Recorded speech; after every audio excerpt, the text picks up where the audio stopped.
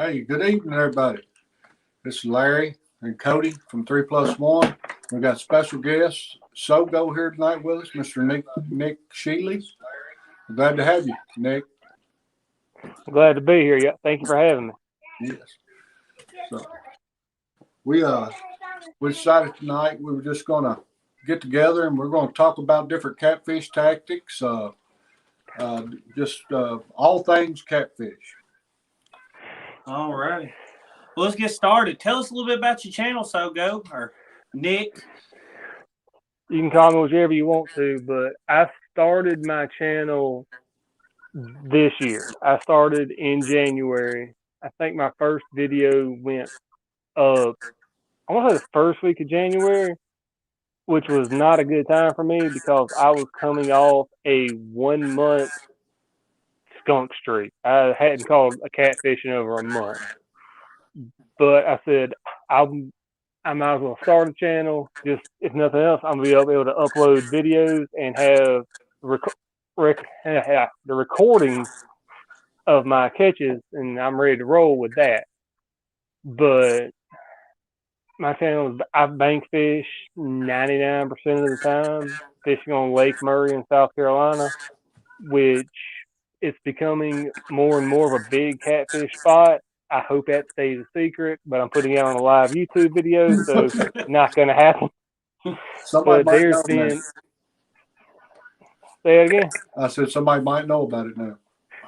Yeah, there's been in the past year that I know of that were caught and released. There was 3 over 70 pounds and 1 over 80 pounds that were caught and released, and then I got a video catching a 15-pound channel cat, which in the South, that's pretty rare. I know you get up north into the Dakotas and the Midwest and stuff, they have 20-pound, 30-pound channel cats where there's no blues, very few flatheads. But I live in the state that has the world record channel cat, which I believe will never be broken. And a 15-pounder to me she was a trophy.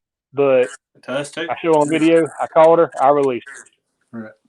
Yeah, a 15-pound channel cat's a huge channel cat for us. I think about the biggest one I've ever caught, about 10 pounds. So. I can't say for certain she was 15, but holding her up in the video, she went from my nipple to my knee brace. So, and she felt 15. I'm sitting there like, this feels like I said 12 to 15. Then my hand, I couldn't wrap around her, and I wore XL gloves. This is 9.5 inches, and I couldn't wrap around her. So I felt she was good fish. Right. Definitely. Yes, sir. That's why she got put back. Yeah, we tend to put back definitely anything over 10 pounds. We typically put back if we're fishing with rod and reel. Not sure what others practice. I know a lot of people do strictly catch and release, but we like to eat fish, and it's what God put them there for. So, yes, sir. There's plenty of eater-sized fish in the water that you can let back the better fish, so that they grow and have a chance to get larger for the next guy. Being you bank fish a lot, how do you choose your spots? Do you utilize Google Maps, things like that, or is it just places that have been passed down? Maybe your dad or mom showed you growing up, or how do you go about that? I have Navionics on my phone, so I'm looking at it, and I can sit there and see that the places I grew up fishing are good places.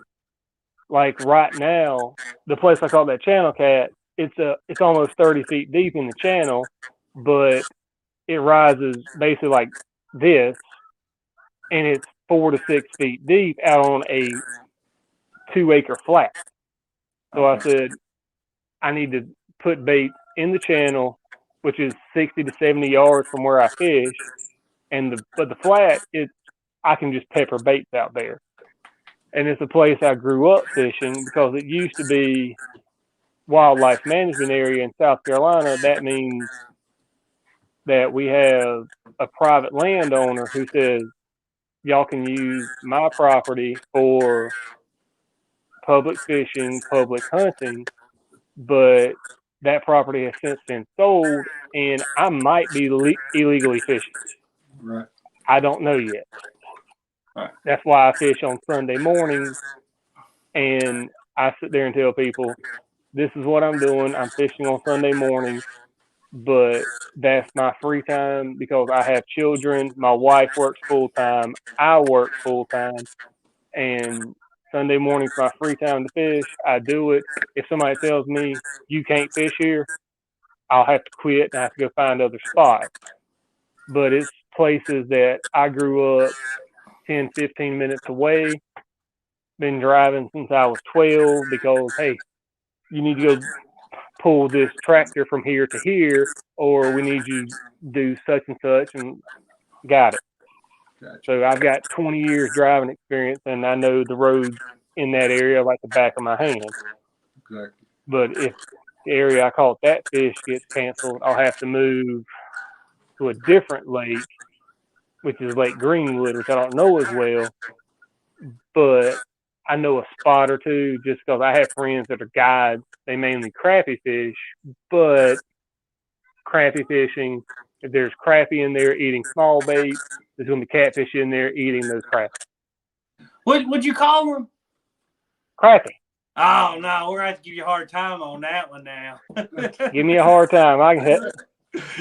I didn't grow these shoulders by not taking a hard time. So goes, sun's out, guns out. So that's what that means, huh?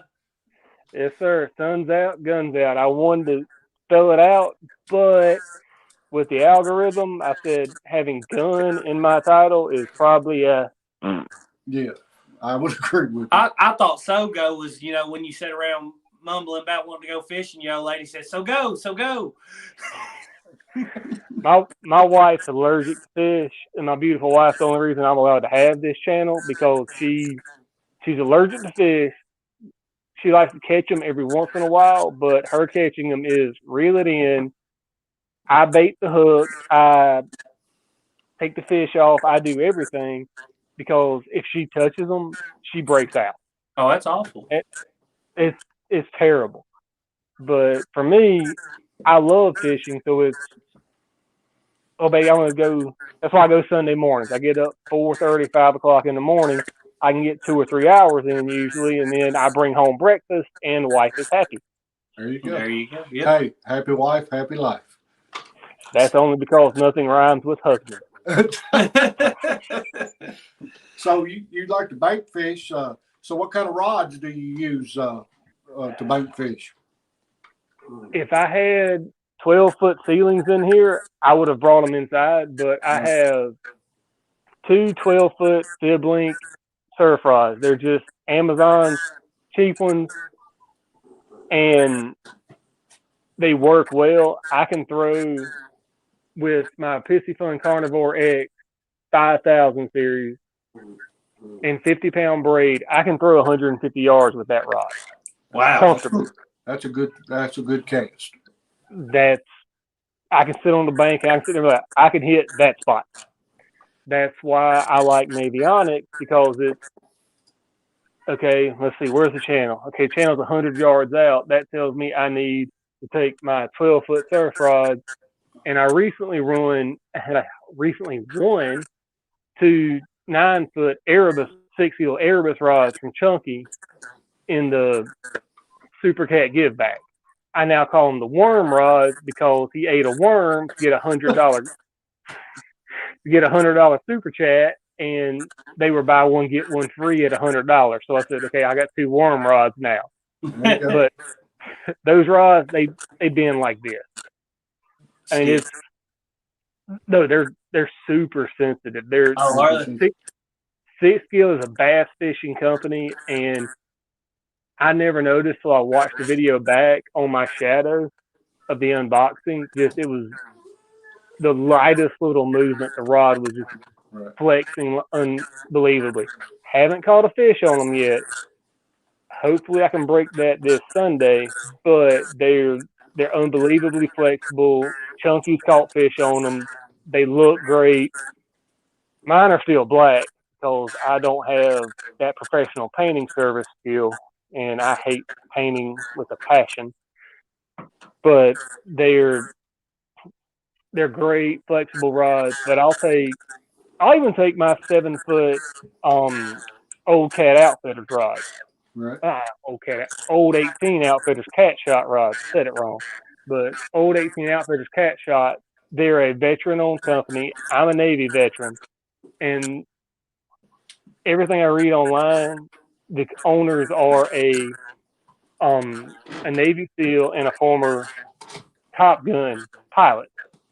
Right. That's why they call it cat shot, because that's what happens. That's what they call when they launch the plane off the aircraft carrier. The plane cannot build enough speed to get off the aircraft carrier, so they hook it to this steel cable about yay big, and it literally shoots them off the plane, off their carrier. There you go. But they call that cat shot, and they call their catfishing rods cat shot rods. They are medium action. I love those rods. So, hey Kevin, how you doing, brother? I was finally able to see a chat over on y'all side. Back to those rods you got from Chunky, right? Yes, sir. Those 9-foot Erebus rods. You know, if you went somewhere, like if you went to DC to fish with Chunky and he let you use some of his rods, would you break one of them so he couldn't fish? I would not do it. I would not pull a palmetto. I wouldn't touch his rods. I would bring my own. I use bail. I'm not the painting. I was watching live when Kevin did that, and my heart sank. I wanted to laugh, but I can't laugh at that because it's funny, but it's sad because it's just ow. That's a great rod. I've seen Chunky catch fish on that rod. Yes. But at the same time, it's funny because if Kevin shaves his head and shaves his beard, him and Chunky are twins. There you go. Then Chunky puts the video out. Don't let your little brother use your gear. I was dying. Well, Kevin's in here. What's up, Palmetto Cats? J&S Outdoors.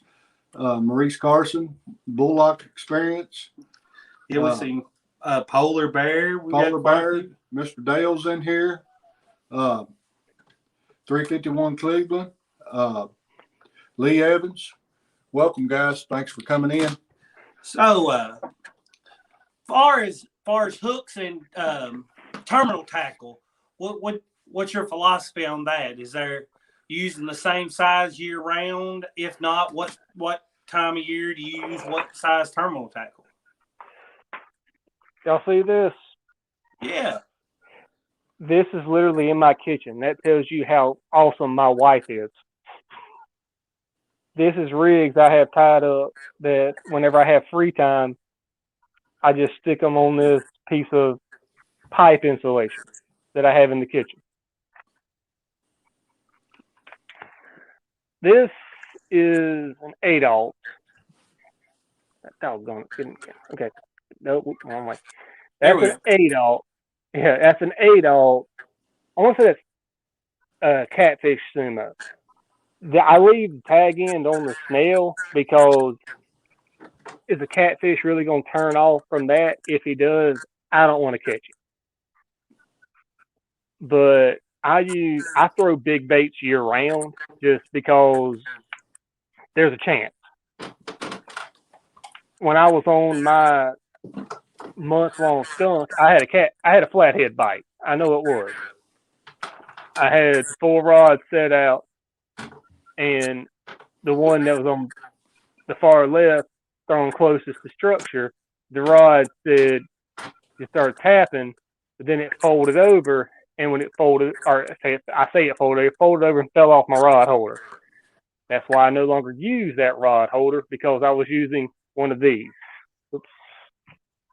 That's a 10-aught hook with an 8-inch bluegill in January. And so I said, that's a flathead. I guarantee you he's got it. When I reeled down, I realized, wait, my rod holder had failed me.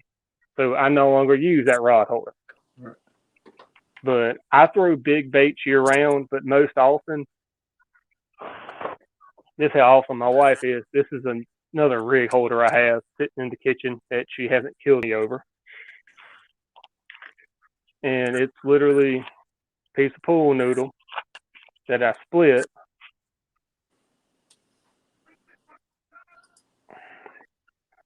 £100 swivel. Oh no, that thing's hard. That thing's hard to see. Yeah, I see it But there. 100-pound swivel, 50-pound main line, 6/0. I'll figure this out here in a minute because I'm not good at this. But 6/0 hook. Doggone you. Okay, 6/0 hook. All right. There we go. I mainly use 6 and 8/0 hooks.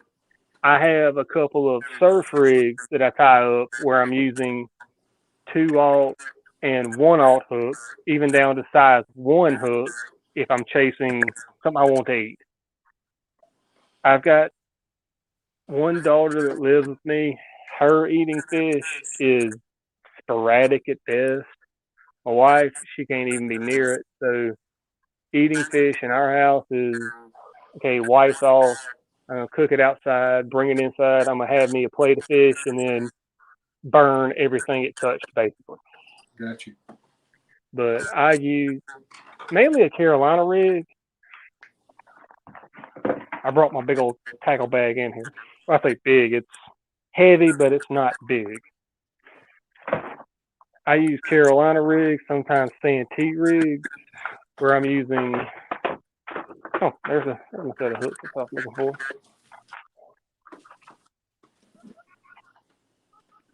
I like mustads with the offset, the fine wire ultra points. I like them. Have not lost a fish yet, but I'm not one of those people that uses pliers to unhook fish. I'll sit there and take my time to back it back out because I feel like with the fine wires, if you take your pliers and crank on it, you're weakening the metal. Right. If you pull the paint off, you weaken the metal. But yeah, I tend to lean toward the heavier hooks myself, but I do like the offset and definitely use circle hooks. Use 6/0 and 8/0 more than anything else. Mostly 8s. I use a lot of 8/0. I don't catch a lot of big fish. My PB blue cat is 43 pounds. I know it was 43 pounds because he pulls my John boat around, and luckily one of my buddies saw me out there and said, basically, what the blank are you doing? I said, dude, I'm fighting a fish. I need help. I said, I might can get him in, but I need you to go get my anchor rope that's 100 yards behind me. That's on that 3-foot piece of pool noodle back yonder. But my PB channel is roughly 15. My PB flathead is this big. I have a tiny PB flathead, but I was 7 or 8 when I caught it, and I used smaller hooks because I just like watching the rod bend, and that's why I use medium action rods. Is there many flatheads in your home lake? In Lake Murray, there are a few. I've seen some pulled out. There's not a ton, but I didn't even catch my PB in my home lake. I was on Santee, so I know there are big flatheads there. Right. We were drifting the channel with chicken livers. We were catching eaters. I mean, I was with my granddad. He's the one that got me into fishing, got me into the outdoors. He's everything. So you said use I'm sorry, not to cut you off. Go ahead. Go ahead. No, you go ahead. I got time. You got 50. You use 50-pound leader typically. Are you? Yes, sir. Are you using braid as your main line typically? It depends. I have braid on one rod, but usually I'm using. There it is. This is how I understand that my wife is. My fishing gear is still in the kitchen. This is primarily rotate the background. That's my primary band line. Trilene big game 30 pound. Just because I can get a 30 pound in green and it's high vis. Right. I have a lot of rods rigged with another example of how understanding my beautiful wife is. This spool is 10 years old. It's 20-pound big game. Can't even see what it is anymore, but I buy the 20-pound in this color and 30-pound in this color. I'm getting to where I prefer the high vis, just so I can watch the little subtle bites that don't tick off my bells. I really like the high vis line.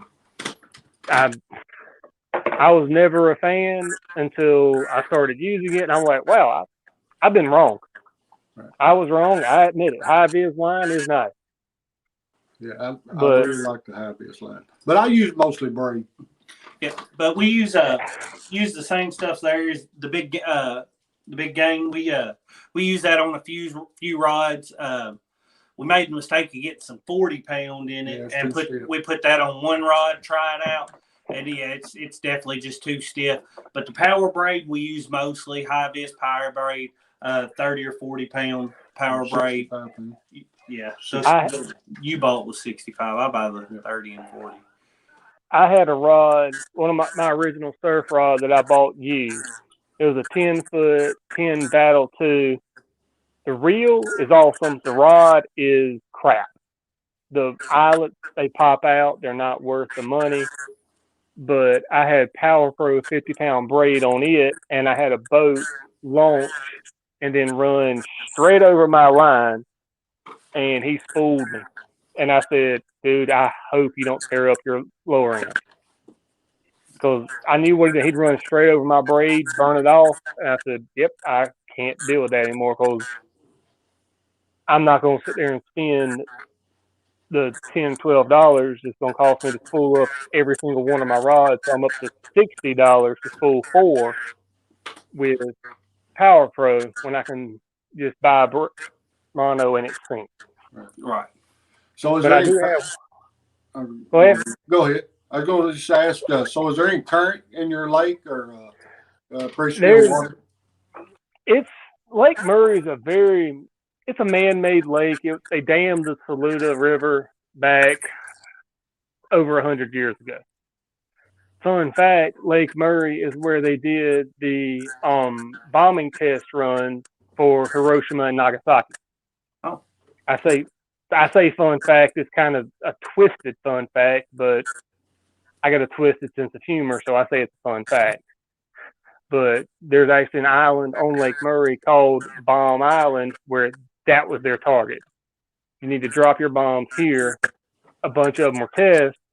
They still pull live ordnance out of Lake Murray regularly, 70 years later. Or 80 years later, I should say. But my experience with braid has been not good until I picked up but reaction tackle, 50-pound, no fade. I bought this for one reason. It's red. It looks orange in there, but it's red, and it matches my rod and reel. It matches the carnivore on the fib link. That's the only rod I have braid on, and I can swing that bait.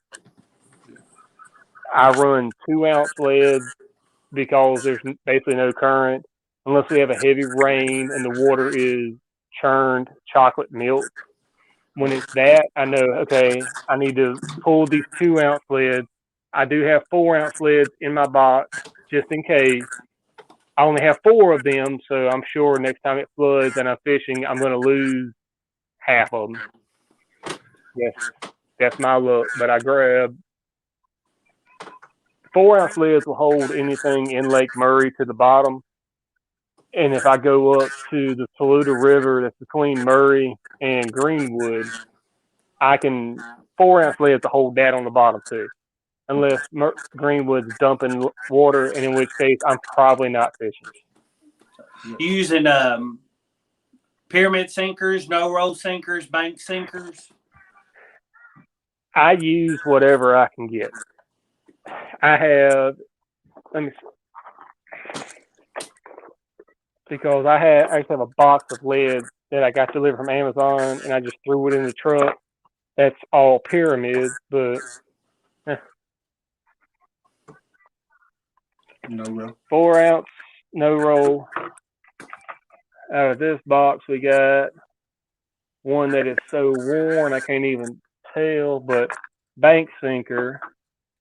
Then I've got teardrops. I use whatever I think will hold bottom, basically, because since I'm not fishing in heavy current, most of my rods have pyramid sinkers on them, just because I like to be able to jump over to salt water if I can. I mean, the beach is 3 hours away, but beautiful wife willing, I'm going saltwater fishing. That's you. Just I like the pyramids. I like the bank sinkers. I like no rolls. My only problem with the bank sinkers, oh, there's a pyramid, is okay. Bank sinkers hold, pyramid sinker hold. There we go. I worked. Pull both of them out at once, Nick. Good job. Or time looking or not, whichever you want to do. But this little tiny slide. There you go. Use my shirt. Let's doggone you. Everything's backwards. Okay. There we go. But that little tiny slide, I can't mount this bank sinker to.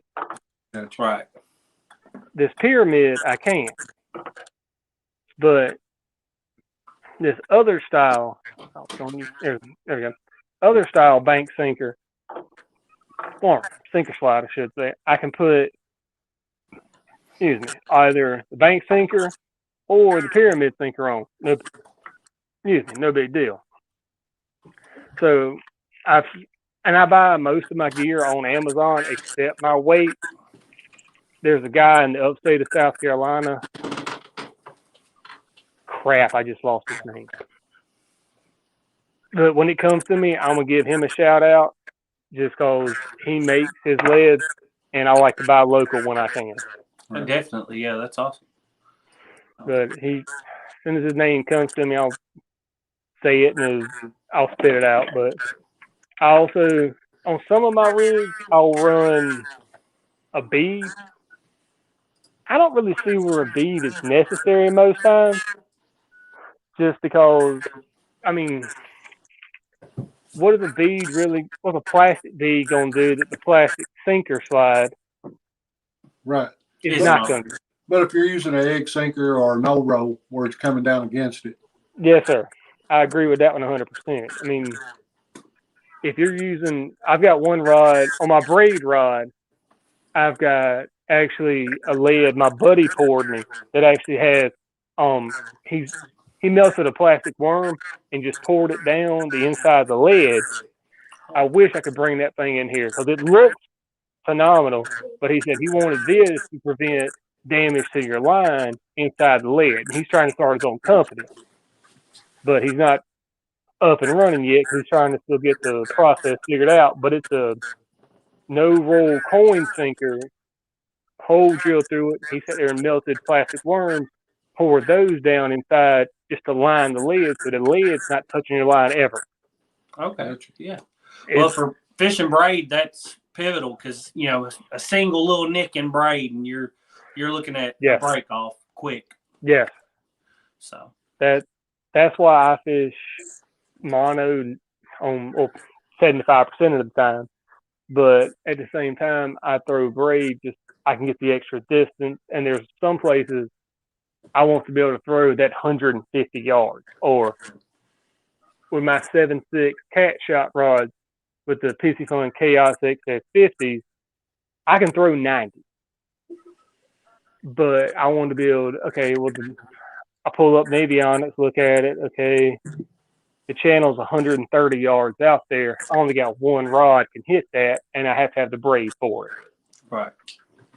Definitely substantial difference in distance when you're casting from mono to braid. Right.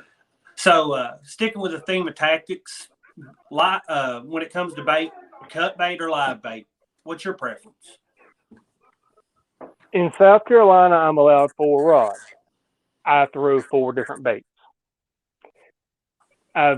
I usually have a short window to fish. If I get 4 hours, that's been a phenomenal day. And I come home and tell the wife, okay, extend my list. I got the honeydew list this weekend. No big deal. But I like to throw a cut bait on one, a live bait on one. Usually I'll take a 5 to 8 inch bluegill, cut the head off. That's my first cut bait preference. I can stand up. Okay. But that's my first cut bait preference is the head of the bait fish. I hook it through the eyes.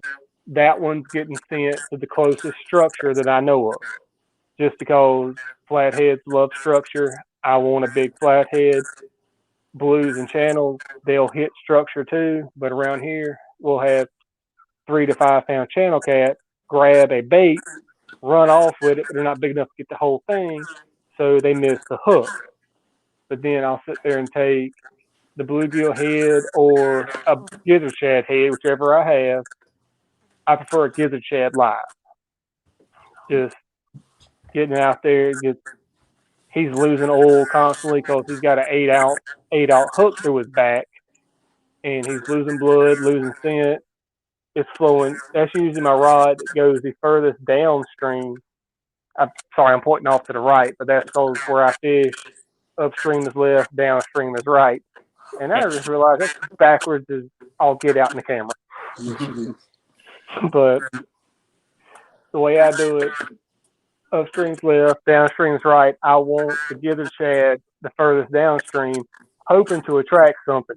Next to it, I'll have a piece of Kool-Aid chicken between this big and this big. It's a tiny little piece, 1 to 2 inches at max. That's just how I do it. And it landed me a PB, so I'm not going to stop it. But next to that, I'll usually have another live bait, usually a live shiner by J-Big. If I can get them that big, I rock it, hook them through the lips, throw it out. That can get me largemouth, stripers, catfish, whatever. Right. And then closest to structure, big old bluegill head. Right. Especially this time of year, I might be throwing out an 8-inch bluegill dead or an 8-inch bluegill live close to structure, just because our water is getting up. It's in the 60s, getting up close to 65 to 70. And to me, that tells me the flatheads are turning on. The big blues are turning on, and I've seen the videos where they're being caught. I ain't catching them, but I ain't got good luck. So, but yeah, live bait versus cut bait. I'm throwing both, and if I have the option, I'm starting with live, so that way I can make cut. Well, I'm gonna take the option away from you. All you allowed is one bait.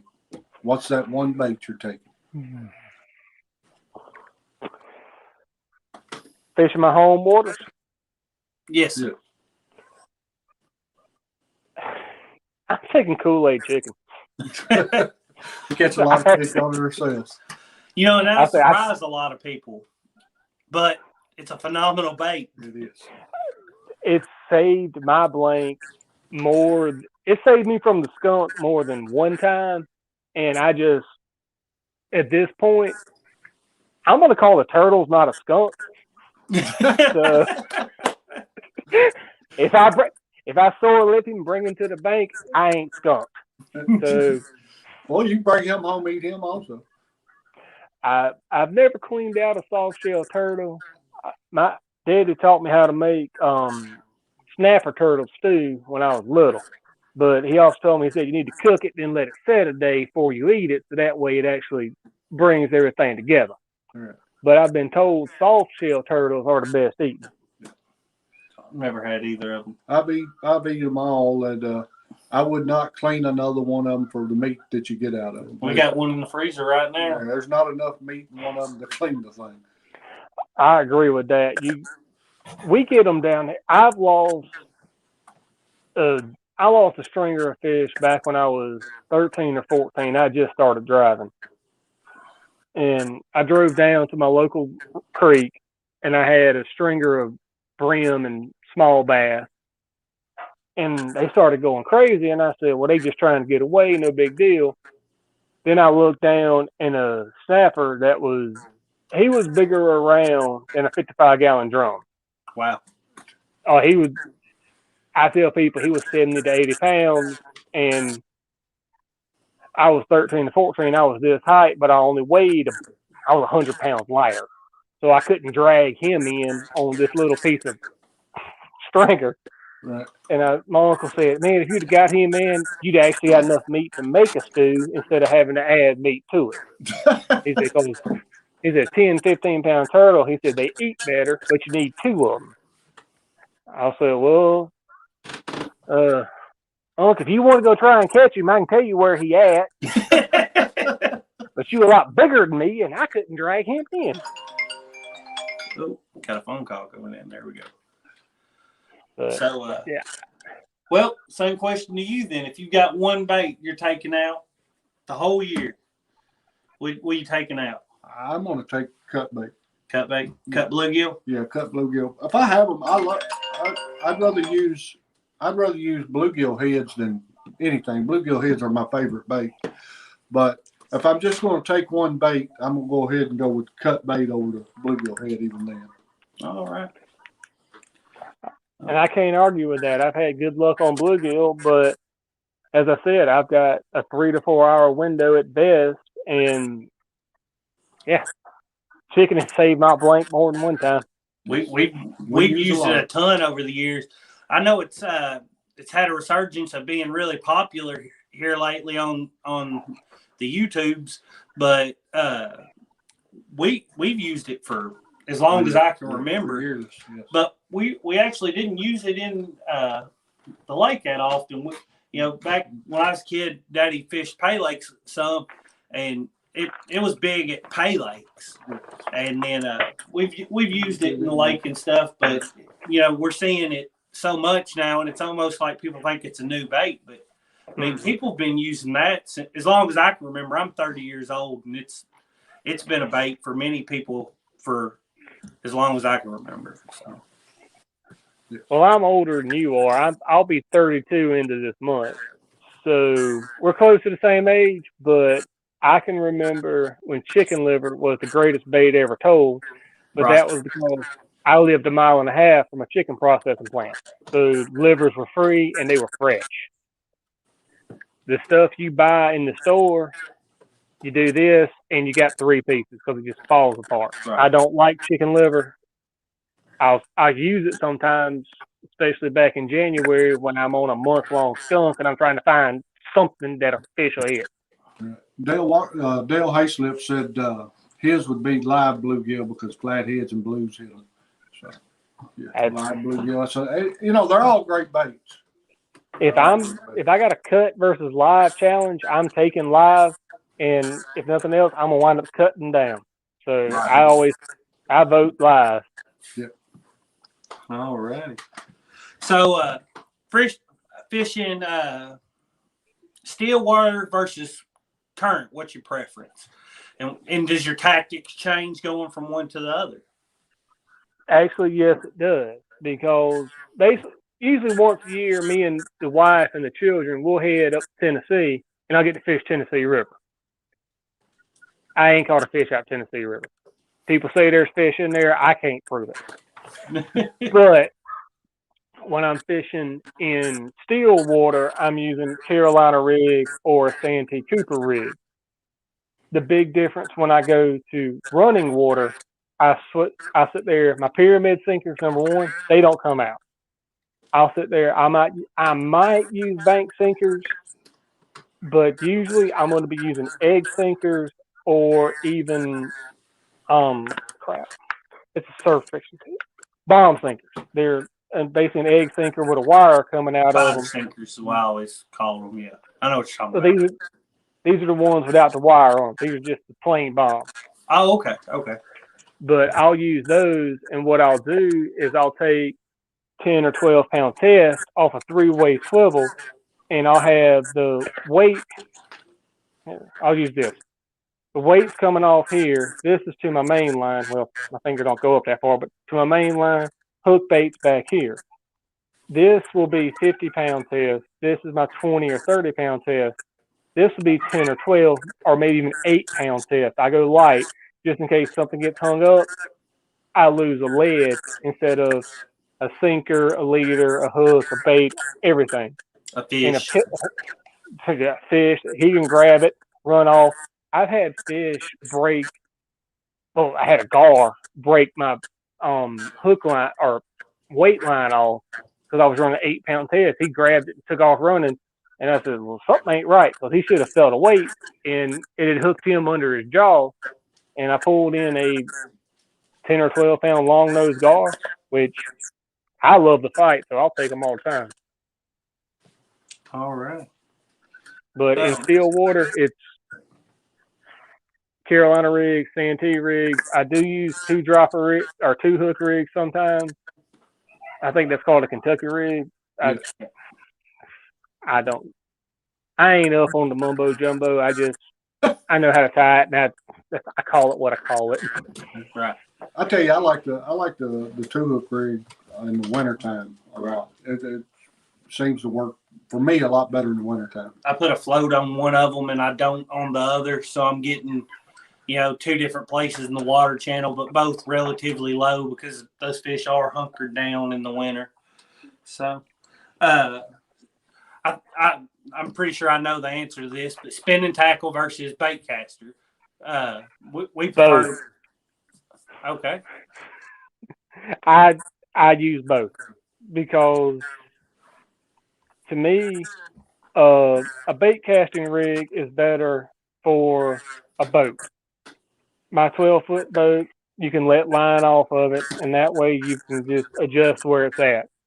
Spinning tackle, I use 12-ounce lead, or not 2-ounce lead, and spinning tackle is made to throw a lighter bait further than a bait casting rig is. A bait casting rig is made for you to build a feed line and you can feel it. I use both. There'll be times I've got spinning rod, bait caster mixed all together. There'll be times I'm running 4 spinning rods, 4 bait casting rods, but I use both. I'm not gonna pick a side on that one because no. I will say I prefer mono over braid, but I'm not gonna pick bait casting versus spinning.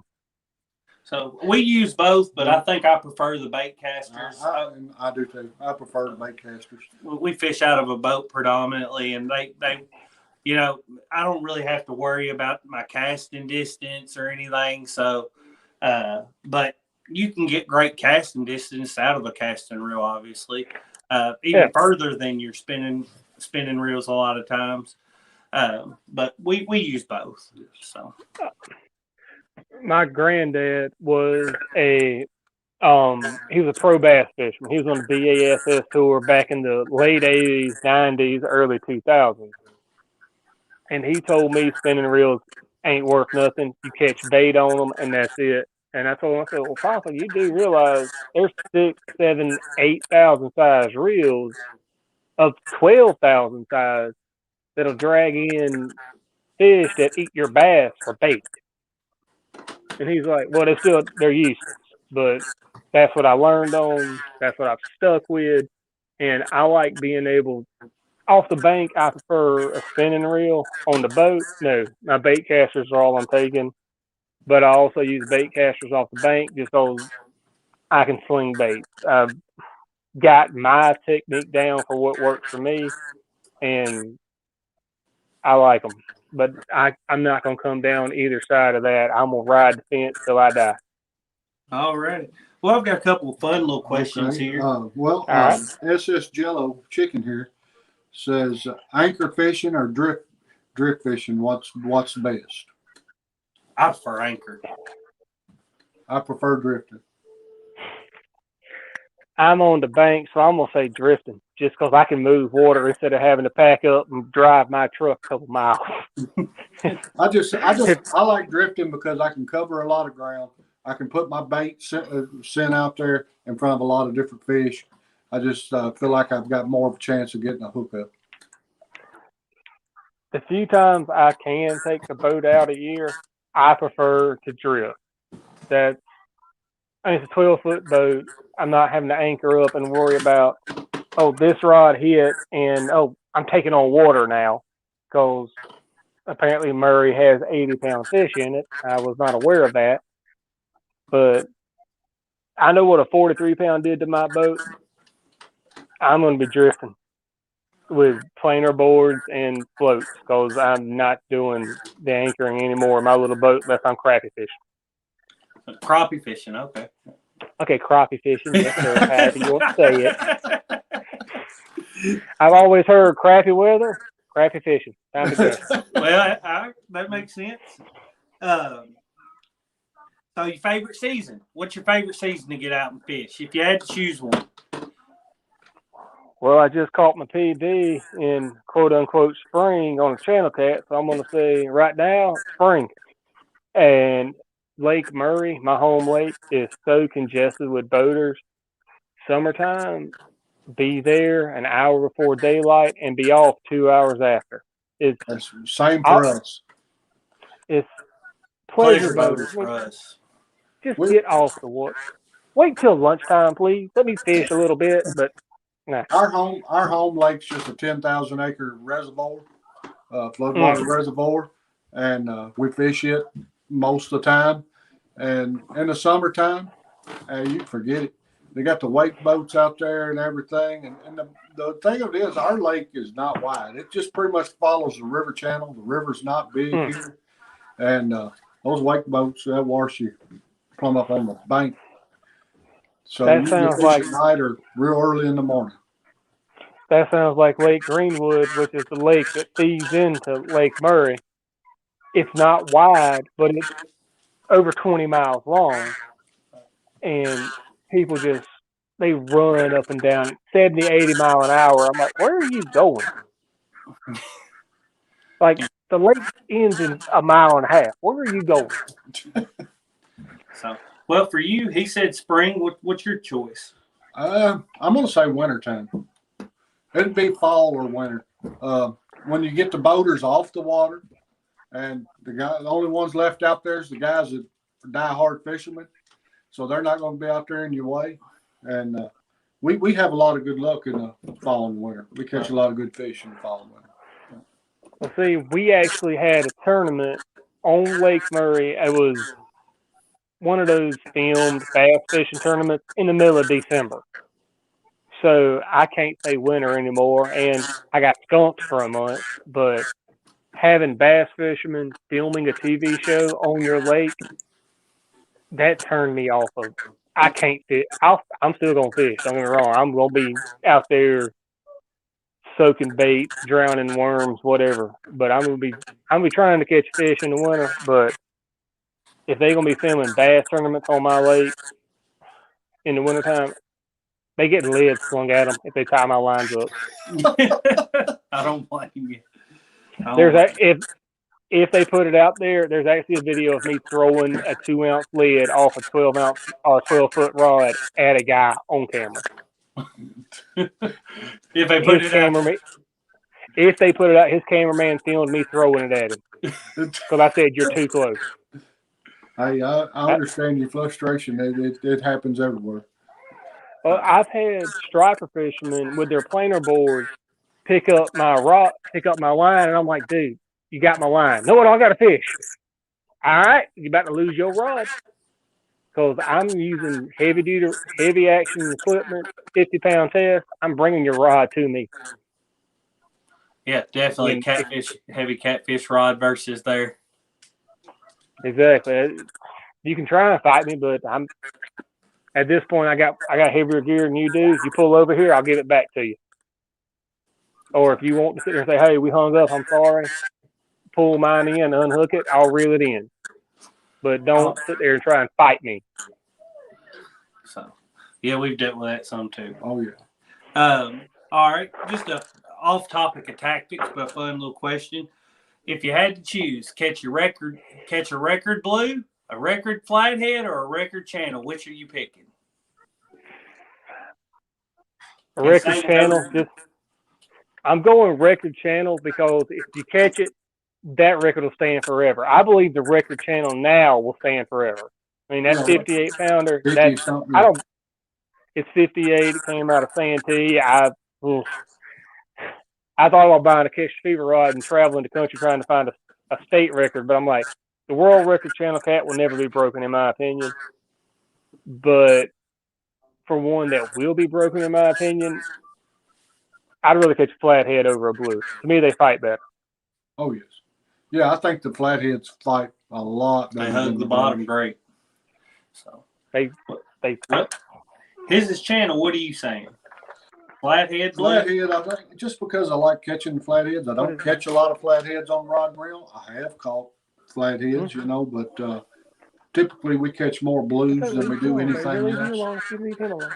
But yeah, I'm gonna go with flathead just because, like you said, flathead fight so much better than the blue or the channel. Well, I'm gonna go with the blue. You're going with the blue? You like the blues? Well, the record. It's gotta be flathead. The record flathead's 120 something pounds. The record blue's 140 something pounds. Right. So if I could catch a 150-pound fish, that's insane to me. So if I had to pick, I'm going for size. Who cares about the rest? I'm going with the blue. I understand. So I'm not going to throw any of them, you know, out of the boat just because of what they are. They're all going. Any of them's going to get let go. Right. But I would I would definitely take any of them. All right. Well, another question, just out a little bit off tactics, but still just a fun question. If you had to choose, you go on a fishing trip, you catch a ton of fish, you know, your 2-3 pounders, or you catch that one big fish. What's a better trip to you? Am I alone? However, it doesn't matter. Okay. Well, if I'm with my daughters, I want the 2 or 3 pounders. Just I got no problem rebaiting hooks and recasting lines. Just let them catch fish. If I'm by myself, I got no problem sitting 8, 10, 12 hours waiting on one tug. So if I'm by myself, give me the big fish. The James River 80, 100-pound fish. Or the Mississippi River where I believe there are 150-pound fish. So if I'm by myself, give me the one big fish. If I've got my kids with me, let them reel in fish just all day long or a couple an hour. Let them have fun. I've caught little fish and I got no problem waiting, but at the same time, I want my kids to have fun. Yeah. I think my answer is going to be the exact same. You know, if my boys are with me, I'd much rather be catching the abundance of fish versus the size, you know, quantity versus quality. But I don't know. I say that, and then I guess it depends on which one of my boys is with me. Because I have a 6 and 7-year-old. The 6-year-old can't sit still in the boat for 30 seconds without, you know, oh, I'm bored. He loves to bank fish because he can get up and run. But as far as fishing out of the boat, he doesn't have any patience for it. But my 7-year-old, we posted a video, him catching his PB, 31-pound blue, and he has all the patience in the world. So he would probably prefer the one big fish over the mini too. So maybe just he would feel the same as I do if I'm fishing by myself or just me and Daddy. And that's the quality over quantity, which is how we fish most of the times, for the quantity over quality. Quality over quantity. I can't speak. The size over the numbers. Cody kind of makes fun of me because I chunk big baits out there most of the time, except for wintertime. Wintertime, I'll downsize, use very small baits in the wintertime. The rest of the year, I'm chunking a good-sized piece of bait, want to catch a big fish. Let's see, in the wintertime, like I said, I always throw the one big bait. If I'm close to structure, I throw a big bait just in case that flathead is close by or that one big fish, like I smell something and he just comes up and that's his one meal for the 2 weeks. That's why I always throw one big bait. But with my kids, no, we're throwing small baits and it's here, baby. Here, reel this one in. If I don't catch a fish with my kids, but they had a good time, it's been a great trip. There you go. That's right. It's getting them in the outdoors. That's it. Exactly. I think today, too many kids are sitting on a computer or sitting on a game and never seeing the outdoors. It's our future to get our kids into the outdoors and to preserve that future and carry that future on. Because that's the thing. The world changed between when me and Cody were growing up versus what it is now. Because when I was 10, 11, 12, my parents had no problem. Hey, where's Nick? Oh, he's out on the back 40 somewhere. He'll be home for supper. Nowadays, if I don't know where my kids are within 10 minutes, I'm losing my mind. Yeah, yes. And it's understandable. You have so much more to It's a worry different about. world than we used to live in. Well, we'll kind of end this talking about stuff pertaining to channels and your channel, and we hope the best for you, and really hope that your channel grows along with. If anybody hadn't went over and checked Sogo's channel out, go check it out and give him a subscribe, help him out. Yeah. So what's some of the everybody else that's in the chat today? I hope everybody's links got shared and everybody check out everybody's channels and give them some support. Yep, grow together. Yeah. So what's some of the goals for your channel, Sogo, for say 2021? What's this year's goals? I don't have channel goals, to be honest. I've started just uploading stuff just to keep a record of fishing, and just so I had the record off my phone, off the camera. I started uploading videos, and I was like, well, you know what? I see people doing this stuff. I know kind of what I'm doing, so I'll try and do it. But I think I'm at 80 something subscribers, so I'll say my channel goal for this year is to hit 100. Oh, I think you definitely do that. I don't dream of making money on YouTube, so it's just I want people to enjoy what I put out, and I want to praise the Lord in it. So definitely, if people get some entertainment and enjoyment out of what I do, I've had a successful year. I've already had a successful year of fishing. I caught a PB. So my year of fishing, I'm good. I'm done. I'm gonna keep fishing, but I've had a successful year. Right. But I do want to bring up one thing that in y'all's last live stream told me to save it for this. Why I won't take my boat back to Santee. Yes, oh yes.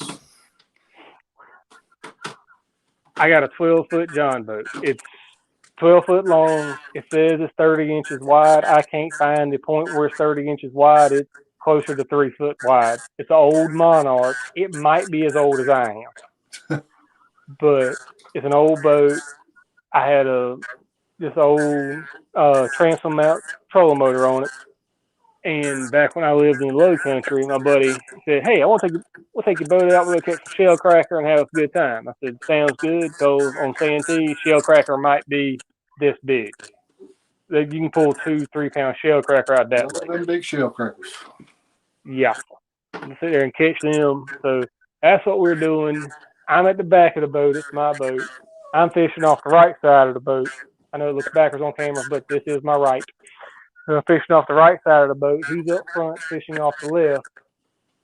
And I sat there and rebaited, flipped it out. My bait landed on a gator. So I pulled it back in right quick. He wasn't big. He was 3 or 4 foot. But it spooked him off. And I was like, well, I'll throw it back out there. I flipped it back out there, sitting there. Back when everybody had flip phones, flip my phone open, start going through text. And I was in the Navy at the time, so I'm sitting there and make sure I wasn't getting messages from a CO or anything. And I look down, there's a gator swimming by the boat. 12-foot boat. When his head hit the front of the boat, tip of his tail wasn't to me yet. So I reached up and I said, hey, Norm, reel it in. He said, why? I said, this spot been claimed. He turned around, he said, nope. He started reeling in fast as he could. I'm like, yep, we ain't coming back here. This spot been claimed. He's bigger than we are. People have told me, oh, they're going to be inquisitive. I'm like, I don't want a 12.5-foot gator being inquisitive. He's 1,000 pounds, and we're in a 12-foot piece of metal. We ain't that big. So my boat will never go back to Santee. Remember, the sun's out, the gun's out. I know you had the guns out. You could have took him down. I was 190 pounds at the time. I was in the best shape of my life, but no. Not, he had 5 times my weight on him, and I said nope. And I've had friends kill a 13, 13.6, a 13.7 gator, not a mile from where we saw that one. So that might have been the same one. Right. And I said, yep, I ain't going back. He can have it, huh? They're like, he might just bump your boat. I'm like, I'm in a 12-foot boat. If he bumps it, we're going over. And now I'm in his country. I don't have to pull a Jesus and walk on water to get out of here. I understand. Well, I tell you what, Sogo, it's been a great night, and we appreciate you being on. It's been fun. It's been a great night. But I think we're going to really have to wrap it up. You got anything else, Cody? I don't know. No, I'm fine. We'll go ahead and wrap up this stool. Y'all see me fidgeting. Mom and Dad's about to get some new stools now. Well, one of the things, right before we talked about the gator, Cody was talking about goals and everything for your channel. Number one, we wish you the best and want everybody to go check out your channel and give you a subscribe. And I've seen a lot of channels out there, and just like you said, one of the things we want to show in our channel is God always comes first. God comes first. Amen. Before everything else in life. Now, I guess that's one of the reasons I like Paul Metalcat's channel so much is him saying a prayer at the end of every one of his shows. Streams. So that's what I'd like to do tonight, just close us in prayer. But first, I just want to say what we always say.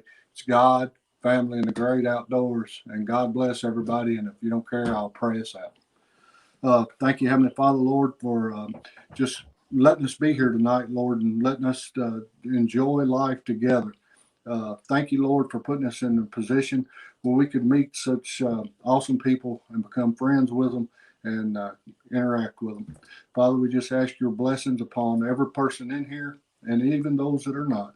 And it's in Jesus' name we pray. Amen. Amen. Amen. God bless. Thank you.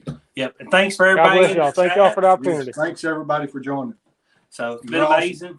And y'all have a great rest of y'all's evening. Yeah. See you.